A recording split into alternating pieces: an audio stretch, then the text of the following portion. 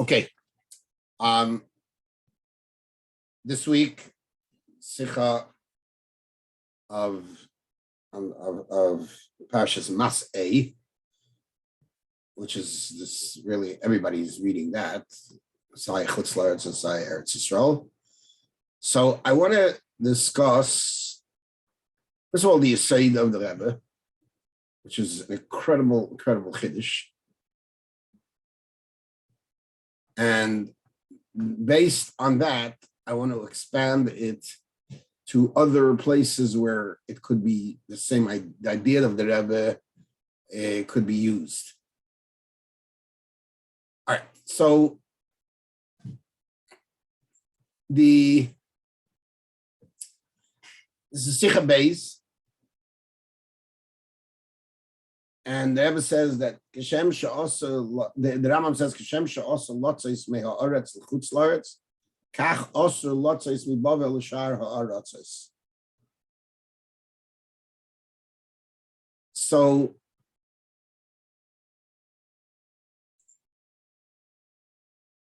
the Rebbe says, why does the Rambam use this lashon of kishem she'osa lotzos me'ha'aretz l'chutz la'aretz? What's oretz? It should be mechem zehaz halazim eretz Yisrael l'chutz la'aretz. What's oretz? As he writes in all other places, and here itself he writes like that in Halacha before. And he's also medayik. What's the kishem kach? What's the other?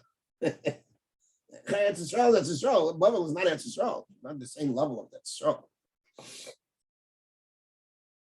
So he said, I said, an incredible breakthrough, you said.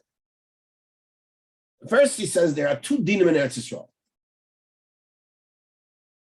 which create the Isser of Lotzos Eretz Yisrael.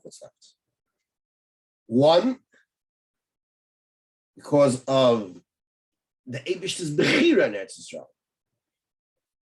Lashon of Tanchuma, Parshas Re'ei, Chaviva Eretz Yisrael, Shebacha Bar Kadosh Baruch. It says at the Leitzik Shebara Elam Cholak Arotz L'Sarei Umes Bacha Betzar. Maybe should chose Eretz Yisrael. There's a Eretz Yisrael is the place that they should choose.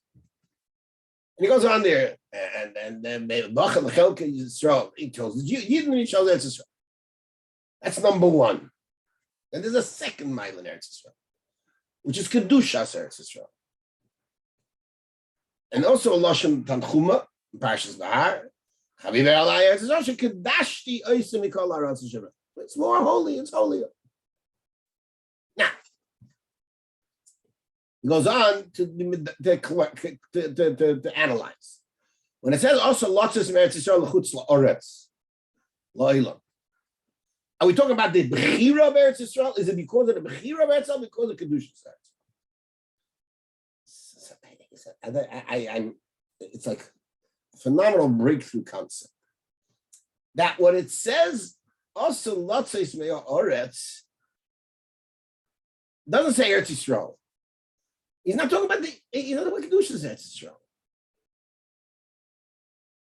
He's talking about Bechiras Aretz. That's why he doesn't use the word Eretz Yisrael. Eretz Yisrael indicates Kedusha. Ha'aretz is more Bechira. Oh. So now it makes sense, Kishem Kach. Just like it's usher to go from Eretz Yisrael to Chutz, because there's a Bechira in Eretz Yisrael. The Rebbe Mechad is a Bechira in Babel. What is the Bechira in Babel? As a Mokum of Golus Yisrael. So Bechira Mokum of Golus for the year. And then he goes on to show how they're related in many ways. That's why if you're going to learn how Torah, you can leave. Like to get married, you can leave. It's the same idea. So it's one. That's the Kishem Kach. Yes, there's an Indian of Kedushas Eretz Yisrael also. However, what's talking here is talking about Bechira. So we talk about Babel, we're talking about the connection to Eretz Yisrael and the why is it Kiloi v'David Zor? Is it because you're being beicher hepech from the Eibishter? The Eibishter is beicher here, you're beicher somewhere else. It's like Why I ask Ka'isha Ein the Ka is because you're going against Kedusha's hearts. It's interesting. I found a Rishon that says, a Tashbitz, that says, why is somebody who lives in Chutz La'aretz not like he has no God? Because Ikkesh China is in Eretz Yisrael. Kedusha, not Bechira. And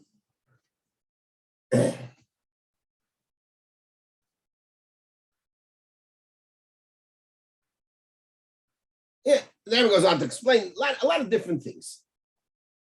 Even though it is because you're choosing other from Eretz Yisrael. Okay.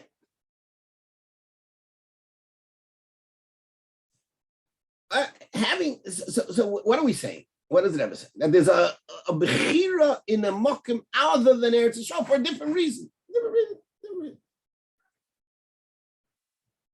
Okay, I want to now take a look at another halacha right nearby in that halacha in the Rambam, and perhaps with this Yisayid of the Rebbe to explain this halacha to. Rambam speaks about, and Rambam starts off halacha Zayin in this parak, and he says, "You can live anywhere except for Eretz Yisrael." And he gives they're giving exact measurements of where it is. I'm just to the T.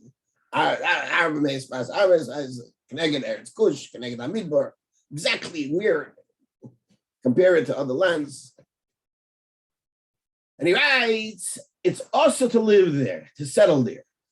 And then he brings 3 psukim that speak about not going back to Mitzrayim, not going to Mitzrayim. Shleisha Mekayim says here, Mitzrayim. Person should not go to Mitzrayim. 3 times it says. It's not to return to Mitzrayim. It's an interesting losh. Not to leave him. It's a losh. It's all sounds like going back. Even though one place it only says losh, but that's the way that Rambam understands all 3 psukim. Returning to Mitzrayim. Now, there's a lot of different explanations why that losh is used. I think we're going to explain the way based on what we're heading to now. Then he goes on to say again, he uses very interesting lushayness over here. You want to go back for business. And then he writes a losh. What happens if a Jewish king took over Eretz Mitzrayim? Because the Torah only answered because when it's in the hands of Goyim, because they're bad people. They do bad things.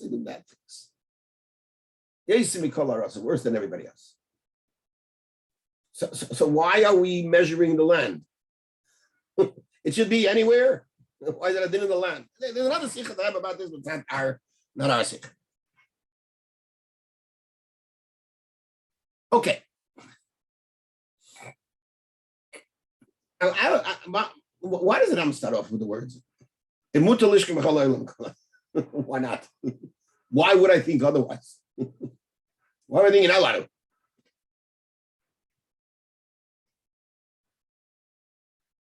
You should just start. You can't live in Mitzrayim. Why does he have to tell us that it's okay to live elsewhere else? Why not? He didn't tell us yet anything about leaving Eretz Yisrael.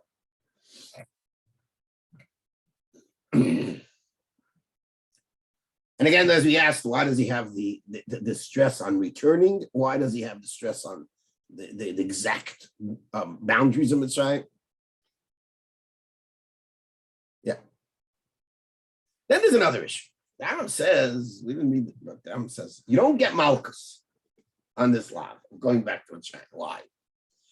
Because when you went in, it's okay. Because, as long as you don't live there with an intent of staying, it's okay. And once you decide to stay, you didn't do anything. There's no Masei. So it sounds like even if when I went in, right, I intended to stay. Why? How's it different than any Avera that requires also thought? The Avera. The Masei is the Isser. Okay.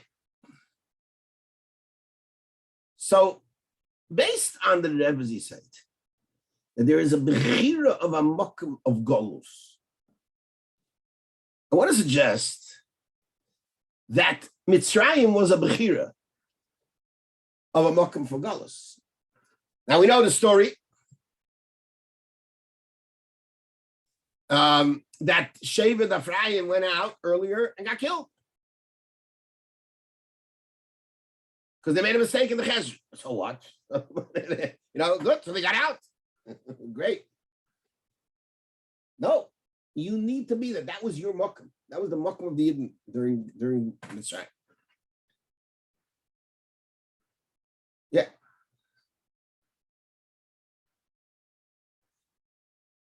So that was a child. Are you allowed to get? Is it a makom bechir or not? So perhaps it is a bechir in Mitzrayim for Golus Mitzrayim. So what the Torah is telling you, don't go back there and be beicher in that makom. It's the bechira that's osur. Don't be beicher in Mitzrayim.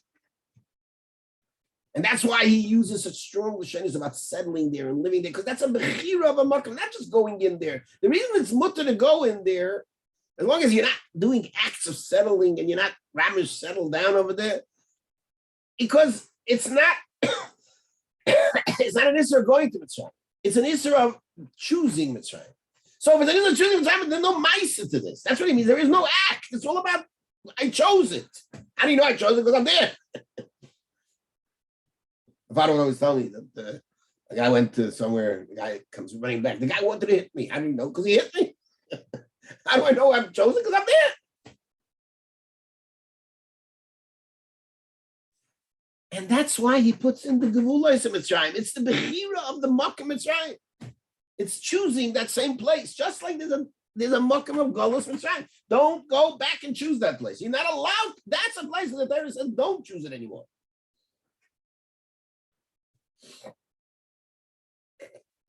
Because since this was our makom, David says, don't go back to choose it. Don't go back to that choice that I gave, that I chose once.